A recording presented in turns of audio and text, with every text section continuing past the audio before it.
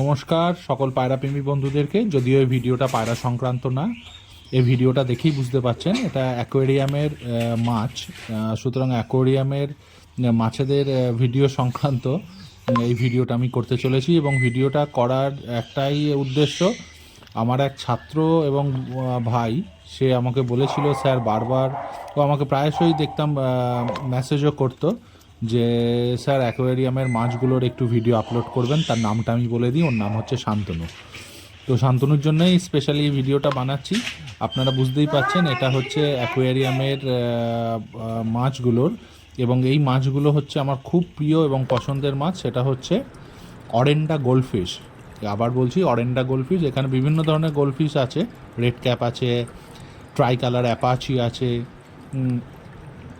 এবং yellow lemon goldfish রয়েছে big হেডের। এবং যে আমি ওয়াটার কন্ডিশনারটা ইউজ করি এই জলটাকে পরিষ্কার রাখতে, সেটা আপনারা একবার দেখুন। হ্যাঁ, অ্যাকোয়া নেচারের খুব ভালো প্রোডাক্ট, জলে যে হার্মফুল কেমিক্যালসটাকে রিমুভ করে। এবং এই যে গোল্ডফিশদের স্পেশাল যে খাবারটা আমি ওদেরকে দিই সেটা আপনাদেরকে দেখালাম। এগুলো সব আমি অনলাইনে পারচেস করি। আমার অ্যাকোয়ারিয়ামের সাইজটা একবার আমি আপনাদেরকে বলে দিই, 2 ফুট, 1.5 ফুট, 1.5 ফুট। তো দেখুন বন্ধুরা, এবার ওদেরকে আমি একটু খাবার দেবো। ওরা খুব ভালোভাবে খাবে এবং খুব আনন্দ করে খাবে, সেটা আপনাদেরকে একটু দেখাই।